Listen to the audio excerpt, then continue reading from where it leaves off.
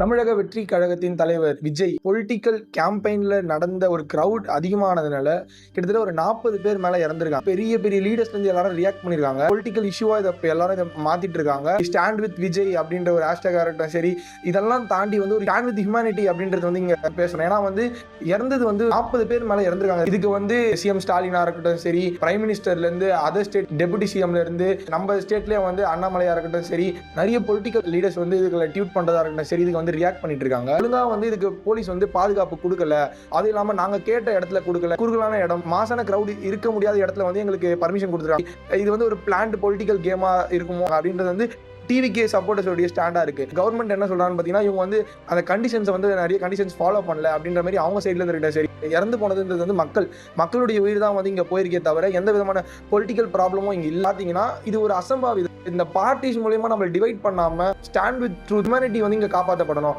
இது ரெண்டு தான் நம்ம இந்த இடத்துல சொல்றோம். கரூர்ல நடந்த இந்த மீட்டிங் வந்து பொலிட்டிக்கல் வெப்பனா வந்து விஜய்க்கு அகேன்ஸ்டா யூஸ் பண்ணப்பட்டிருக்கா? Comment your thoughts. தேங்க்யூ.